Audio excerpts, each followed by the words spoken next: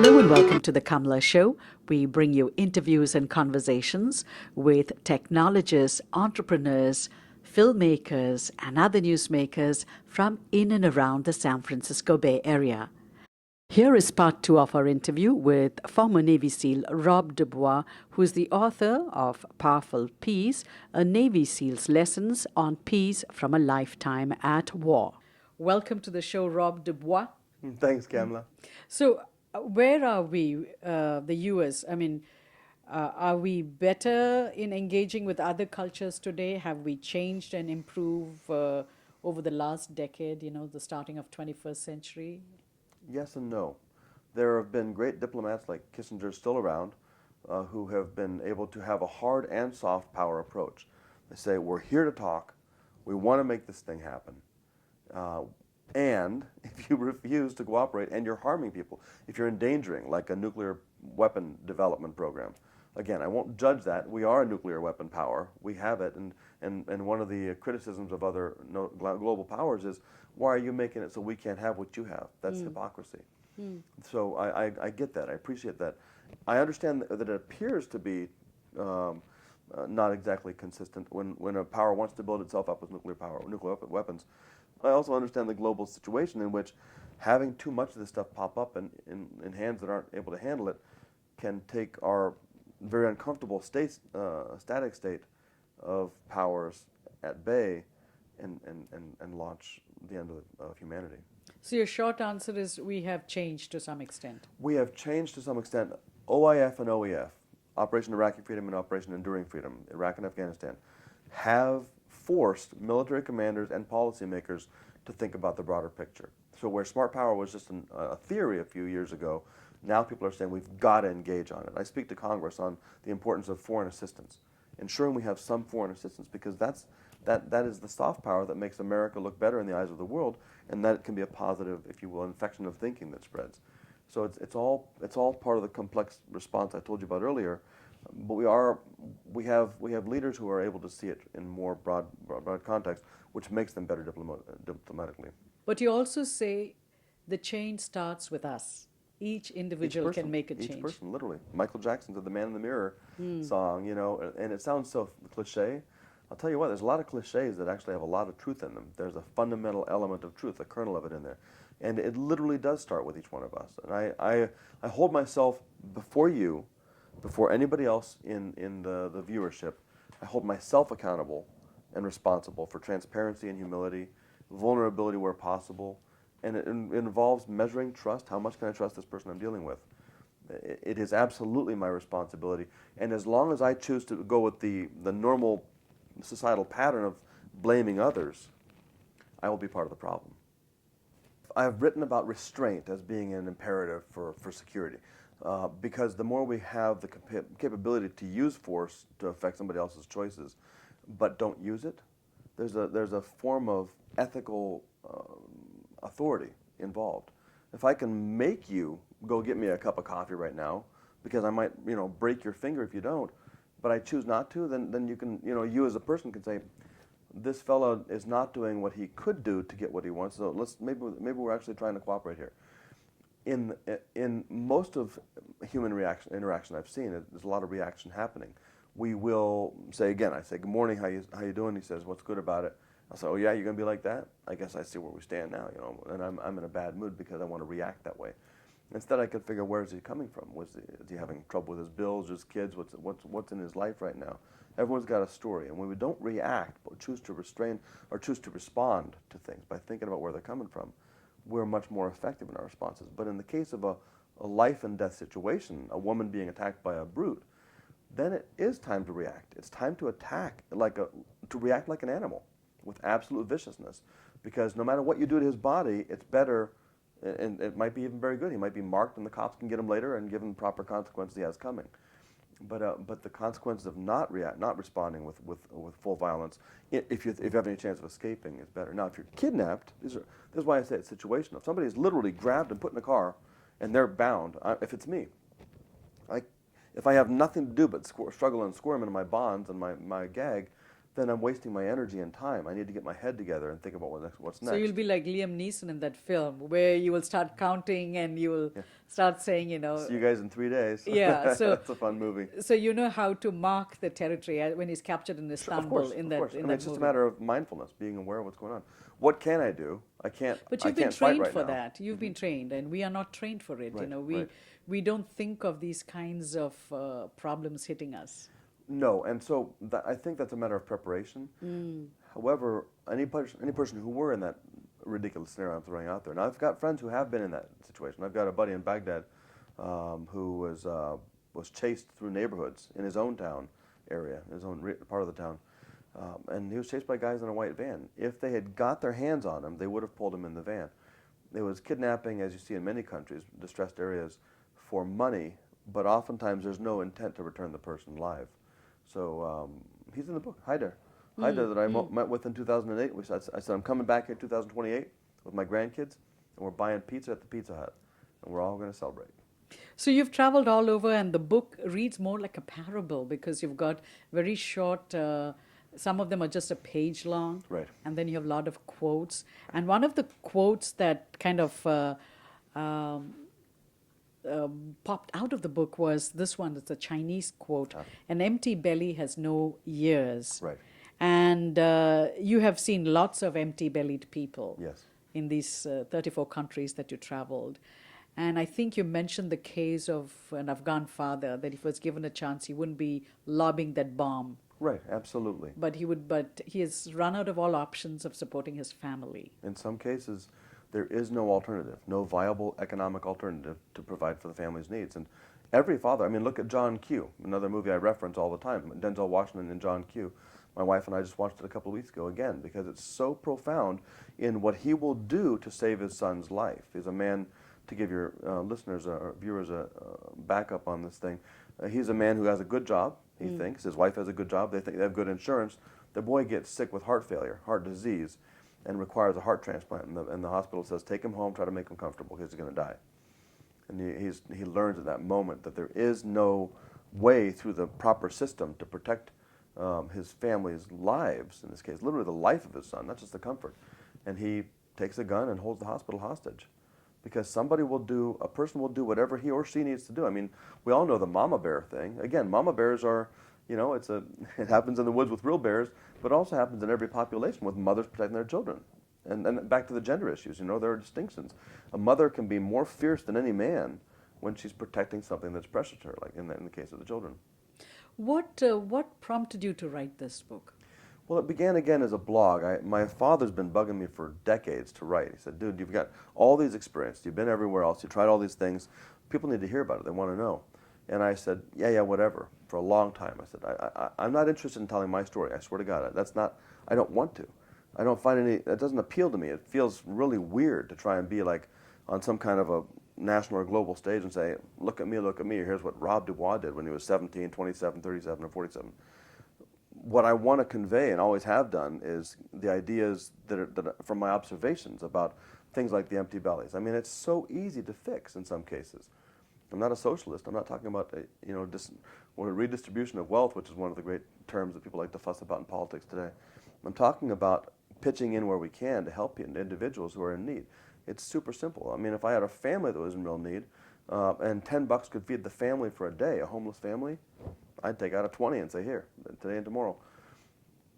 But the way I describe this stuff in the book and try to capture the ideas to everybody is that accountability is huge. And in that scenario, a homeless family begging for money, I don't know, or let's take a homeless individual, I don't know if that guy's a professional. He's making money. I went into a jewelry store one time, and I was looking for a gift for my wife, and I saw a couple that I'd seen begging just a few minutes earlier in two places out on the street. They walked into the store, and the guy that was behind the counter was like, here they come again. And I thought, why is he being so rude? These people are in need. And they were looking at jewelry, and they walked out, never said a word to him. Very, very rude. And I said, why are you going to be like that to these people? And they're on hard times. He said, no, they're not. Every time they get enough dollars, they come in here, they buy chunks of gold, they put it on the woman, she holds it, she's the bank. They buy gold to invest in, and they are homeless, they live homeless, they choose to live under a bridge, and they're banking hundreds and hundreds of thousands of dollars worth of gold that she wears under her clothes. This was the scam that was going on. I don't want to encourage that. I want to find institutions that provide for help for the people that need it. And so this, on a global scale, with Powerful Peace, is saying what awareness itself, at one point in the book, I say awareness itself enhances the situation of those who are in need. And the one chapter about the Iraqi father who says, I won't make my wife a prostitute. Very compelling story, a true statement from a friend of mine in Basra, who told me that he had a friend who was downtown in Basra, and he could either place bombs for $150 for a month to feed his family at the sustenance level, or put his wife to work as a hooker, or get a job. There are no jobs, he said. People will die for jobs because there's 30-40% unemployment. In that circumstance, there's no way to earn a viable income. So what did he do? Well, he didn't say what he was going to do. He said what he wasn't going to do. He said there are no jobs, and I won't make my wife a prostitute. And that was the end of the conversation. So, talking about cliches, like I said, there's a lot of reference to movies, and you mentioned George Carlin, and I said 7 words. Right. The 7 I could do them words. right now if you want. No, no. FCC will ban them. We can't have the 7 words. Navy SEALs are allowed to have heroes? Absolutely. Absolutely. I live for them. Stephen Covey is one of them, like I talked about. 7 Habits. The man has changed my life and his teachings. My heroes don't typically look like big buff guys, but there are a couple I think we've talked about that are. One of them being Gerard Butler. Yes, exactly. That was a total surprise. Why Gerard Butler? Well, because of Leonidas. Leonidas is a very important figure for us, for SEALs. We identify as Vikings or as gladiators, because we are the pinnacle of fighting power in this generation, which is what Leonidas was. And that's the role he essayed in the film 300. In 300, exactly. Okay. Now, I just heard him recently talking about getting really skinny. He's like, yeah, I prefer being skinny. I didn't like being buff like that because I got to pump iron all the time. So you hold Gerard Butler as a hero because he essayed the role of Leonidas in 300? Almost yes. So no, because that's just a cartoon. The characters any of these great actors play are cartoons. They're impressions. They create a reality that's There's a not little there. bit of fantasy involved But there. the person, Gerard Butler, is involved in helping people, helping children. The person that I admire, the hero to me in Gerard Butler, is helping out with the kids that he's helping feed, who would not be fed otherwise. They would literally go without food. Another guy we talked about, speaking of cartoon heroes, is Wolverine and Hugh Jackman. Hugh Jackman is my hero, not because of what he said about, not because he plays this cartoon. I love Wolverine. I love Leonidas. These are great characters that I can model myself on when I want to be physically excellent and courageously excellent. So Hugh Jackman as Wolverine is a great character for me to follow. But Hugh Jackman, the individual, I heard him on an interview one time. He's got this great Australian accent, or maybe a Kiwi. I don't know where he's from, but he's Australian. He's Australian, right? So he's talking to a guy, and he said, "Yeah, I was in my house, and my kid's there, and my 16-year-old kid, and he's in the bedroom, and he's talking to his buddy, and they're playing, whatever they do, games or stuff, and the buddy said, man, it's got to be awesome to be the kid of Wolverine, and this is Jackman recounting what he heard. He said, so I hear my son. He said, listen, my dad's not cool, he's not tough, and he's not Wolverine. And Jackman was laughing when he said it, and that is what I admire. That's a good character. Somebody who can laugh at himself. My friends know I laugh at myself 10 times more than I laugh at anybody else.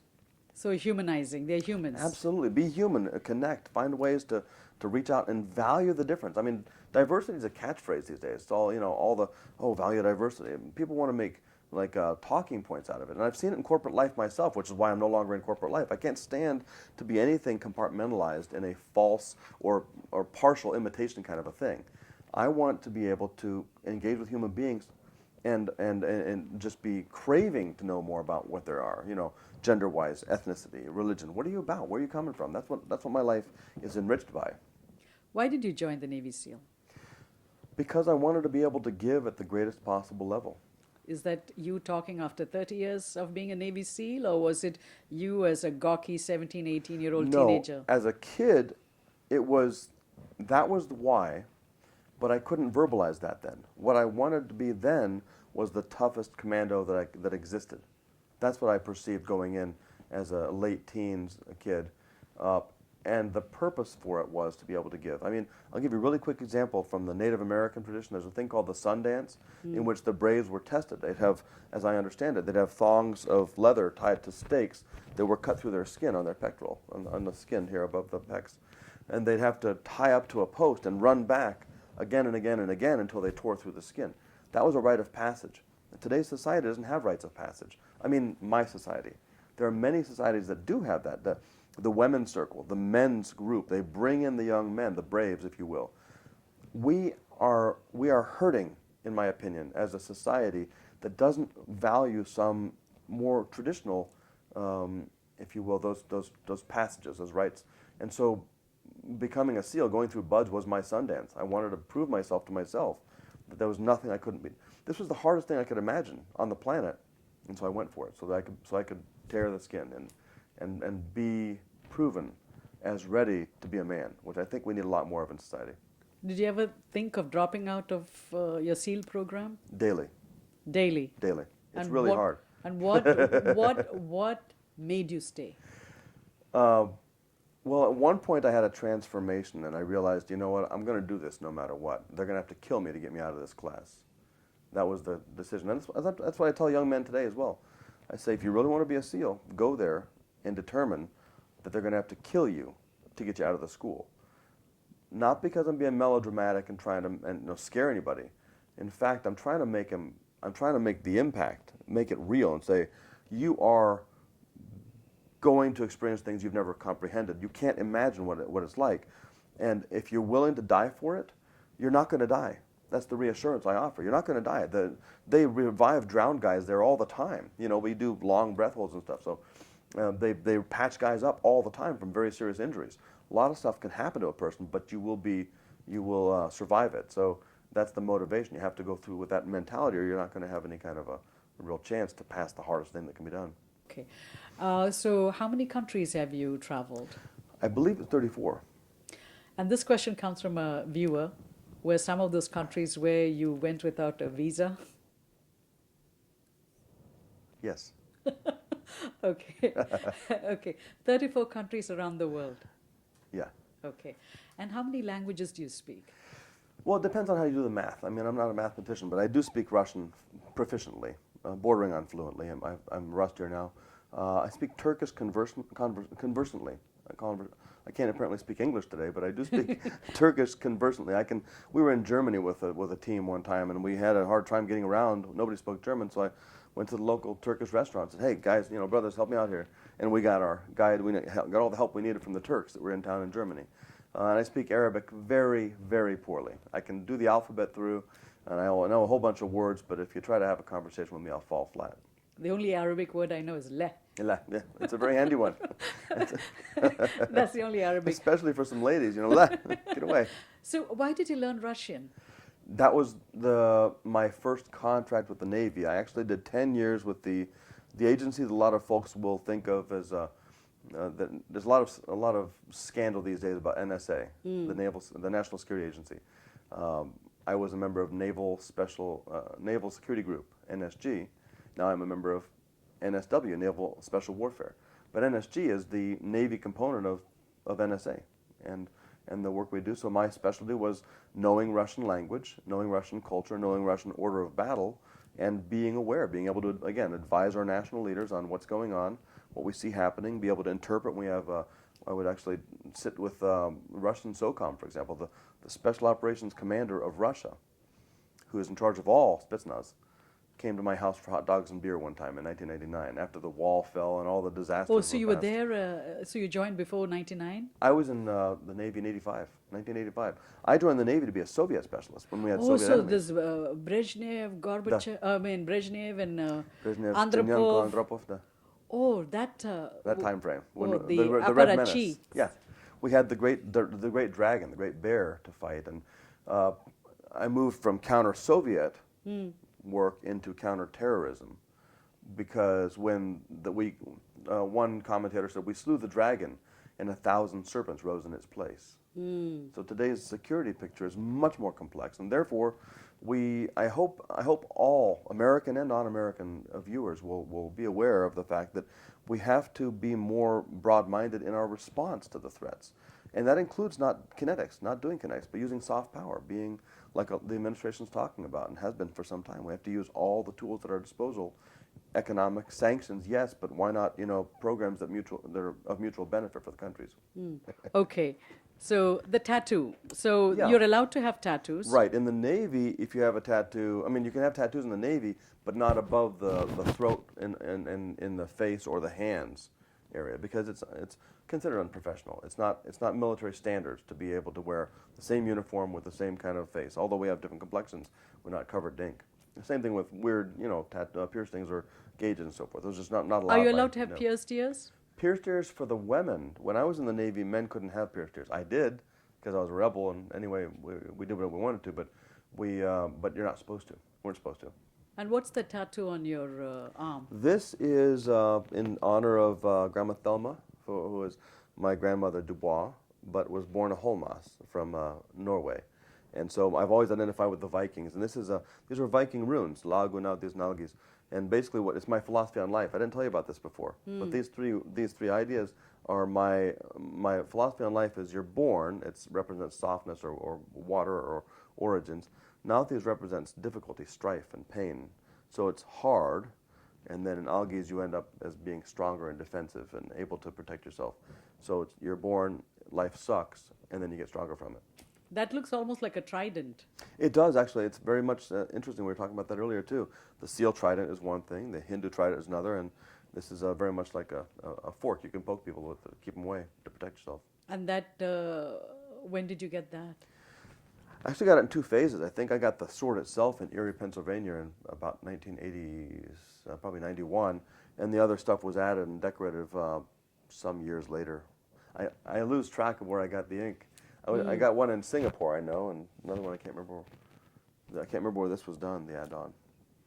Wow. You would have never thought a Navy SEAL would have tattoos, but, one always learns. There's a lot of them, yeah. Some guys have full sleeves. And one has to understand and dispel ignorance, which is what I exactly Ignorance did and right now. understanding, isn't it? Exactly.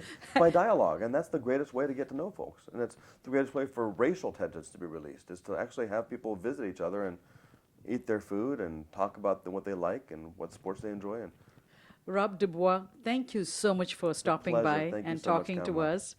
Seal of Peace.